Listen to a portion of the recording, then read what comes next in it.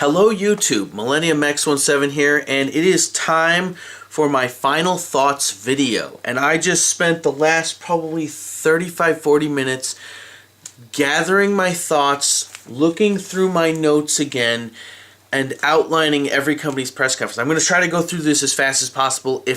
I would like this video to be no more than 15 minutes, so I'm sorry to say here comes a 30-minute video. You know how that goes. Let's try to keep it quick. So this is how it worked. I looked over my notes again, I refreshed my memory, and I made a quick line drawing of just line notes of everything that's important. This is Microsoft's. Anything with a star is a point of interest. So I went through and I looked at everything and I highlighted all the stuff that was important, and I gave everybody a score, and then I ranked them because that's what everybody does. Even though, let's be honest, every press conference had its good point, had its strong point, some stronger than others, and every conference had its weak point, some weaker than others. So anyway, Microsoft, they came out promising a solid 90 minutes of games, and that's what they delivered on. So that is damn good. A lot of live demos. There's a debate going on whether or not they would or not. I don't seriously think that they would waste their time putting somebody out there with a dud controller just to fake it, and then have a point to show people that, oh, someone's out there control. It doesn't make any sense to me. It truly doesn't. That's up in the air, neither here nor there. A couple of things that, just really, Ori and the Blind Forest from Microsoft's conference, that looks really damn good. Another good one that I will highlight is Inside, the next game from Playdead. Again, it reminds me of Another Brick in the Wall from Pink Floyd. But it just, what they're trying to do with that game, again, intriguing. It's got my attention. Microsoft was good. They were missing punch, though. They didn't have any strong zingers. It didn't really end strongly. But by and large, it was a solid 90 minutes of games. So, EA flat out has too much sports. Why they can't just compress their sports into one, say, 10-minute thing and just be done with it. Their conference was 60 minutes long, and I think they went for about 30-35 minutes on nothing but sports. It dragged the whole thing down. It wasn't good. And then what wasn't sports, then most of which looked as if it was, too early to be shown. Criterion's new IP, which definitely looks like it's got my attention. The one first-person perspective, looking through different vehicles, looks like some sort of action-adventure game. Definitely good. I like what that is, but that's too early to be shown. Star Wars Battlefront, too early to be shown. There's nothing really there to be seen. New Mass Effect IP, whatever that is, still, that's all prototyped. And what the dynamic environments that they showed looked nice and all, and it looks intriguing what they're trying to do, but it's not ready yet. Same thing with Battlefield Hardline comes out this year, and while it being one of the highlights that I've starred, something that I am looking forward to, it doesn't mean that it's going to be good.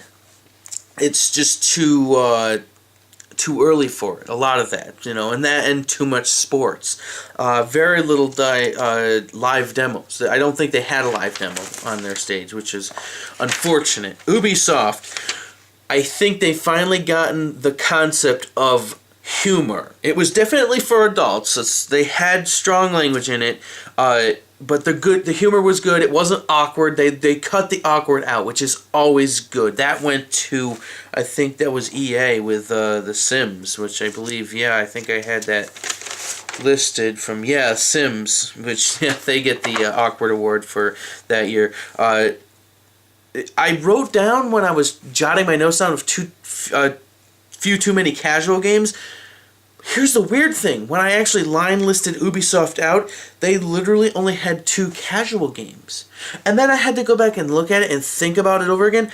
Just Dance 2015 and Shape Up. They actually took, on a 60-minute conference, they took probably, I would have to say, 25 minutes, almost half the conference for just those 2 games.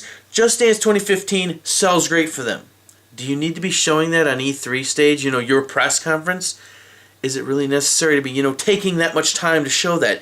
Shape Up, granted, new IP, you need to get exposure for it. I understand it. It just, spending too much time on it. You got to get going. And what they did show was very good. Far Cry 4. Oh my god, I can't get my hands on that soon enough. That is going to be an astonishing game. I think it might actually live up to Far Cry 3's what the bar was set with that game. It looks like it could surpass it. Looks good. The Division, I'm intrigued by it. The forced multiplayer aspects got me a little, but I'll give it a shot. The Crew I am most definitely looking forward to, albeit same forced multiplayer nonsense that developers and publishers, I think it's more of the publishers, that they think that this is what gamers want. But I will definitely be looking at that. That game intrigues me to no end. Valiant Hearts has got my attention, and Rainbow Six Siege, like that concept, again, a multiplayer game. That's just that was very strong showing on their part. It definitely spoke to the hardcore gamer. Sony, their press conference went on for too long. It was, for all intents and purposes, 2 hours, and the games they showed were great. The entertainment nonsense was just that. It's nonsense. It took up too much time. About a half an hour too long, and that's about how long the entertainment stuff took. So, they had some solid humor in it, not as direct as what Ubisoft gave, definitely more of a PG sense to it, and it was definitely more hardcore gamer focused throughout it. Destiny, seeing that for the first time, great. The Order 1886, don't ever judge any footage or screenshots you see on the internet. It's probably, you shouldn't judge a game period before it's released, because until that point, they're still working on it. People cried about the graphics are not that good, and what they showed looked pretty damn solid. So we'll see.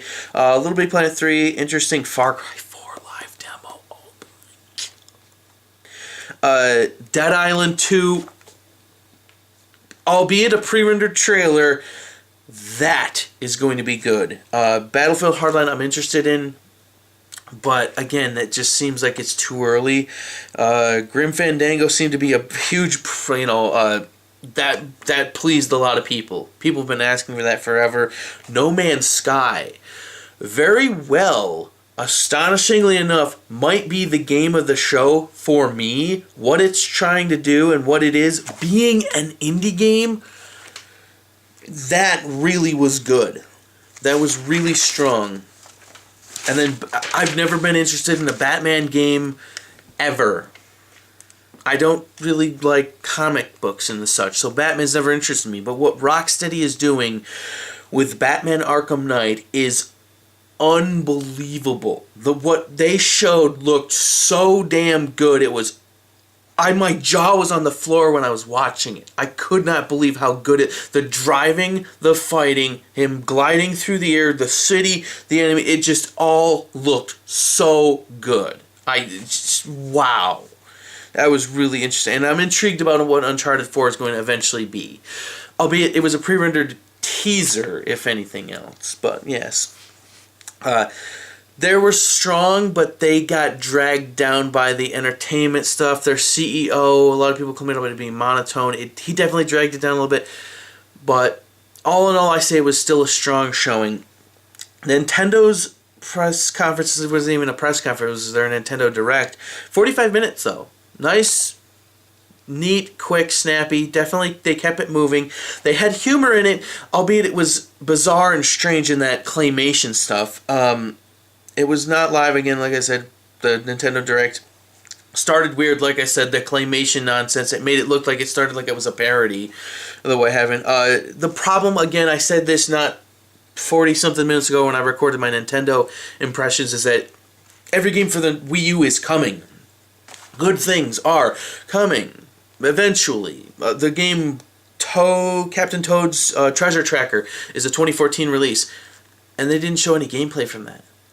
A game that's coming out in 2014. Battlefield Hardline is coming out in 2014, and they showed gameplay, and it looked rough. And yet this game, there's no gameplay for it. That worries me. The Wii U needs games badly. In order to drive console sales, it needs games. Simple as that. It just can't happen fast enough. Kirby and the Rainbow Curse looks very good. Mario Maker and Splatoon and those two are really on my radar now. Yoshi's Woolly World, again, another fun game. It looks like it. But Mario Maker, wow. Splatoon, very, very, very big wow on that one. So they ended weak, but it was strong overall. So it was a pretty good press conference. So now, the scores. Now here's the thing. I'll nobody will be able to understand. It's loosely interpreted as maybe Chinese, but I wrote down how many stars out of how many lines they had. The press conferences, different notes from them, and this over here is how long they are. So. But then it's not just a straight percentage score that's going to get it. Microsoft had 5 out of 19 for 26.3%. EA 3 out of 13. Ubi 5 out of 8. Sony 9 out of 28. Theirs was long. And Nintendo was 4 out of 12. So, so Microsoft was 26%, EA 23, Ubisoft 62.5%. 32% for Sony and 33% for Nintendo. So, just straight after that, it would seem that it was a clean shut case as to who's first, second, third, and all that good stuff. I can't even give any attention to it whatsoever. EA was definitely last. It just too much sports. Stuff they showed was too early. Albeit I'm interested in how Battlefield Hardline and what it's trying to be. Just weak. They were the easiest one. I knew before I even started thinking about it, they were the weakest one. Theirs was Sigma. But then again, I had to take into consideration who was longer and the length of it, and then also what they tried to do. Microsoft had a lot of live demos. Again, EA Sports. Ubisoft was a little bit of a mix, but at the same time was more gamer focused. Sony had a mix with some entertainment nonsense, and Nintendo had more gamer focused, but the age range on their games are actually quite broad, so it wasn't a big thing. But then I went back and I thought, if I take out all the entertainment nonsense from Sony's conference, that would bring their score up to 41%. What is that? That's a 9% jump. That's huge. So, again, this is my opinion, but after I now stand back, it's been a couple of days since E3. After I left Sony's conference, I felt like they killed it. But when I sit back and look at the line list of what they actually did, the games are strong, but there was so much in their press conference that dragged it down. They get 4th. Shocking. I couldn't believe it. When I really step back and look at it, they are 4th place. What they showed games-wise was great, but everything else just dragged them down. It really wasn't. And I rose Microsoft up to 3rd, simply because they did show nothing but games for 90 straight minutes, lots of which was live demos, more than anybody else, hands down. Nintendo got 2nd place, the silver medal to Nintendo for showing that there is good things coming, albeit that's the problem with them. And then Ubisoft, as far as I'm concerned, showed the strongest this year, albeit they showed the least amount of things. What they showed impressed me the most. So that is my thoughts as to how the press conference went overall to E3.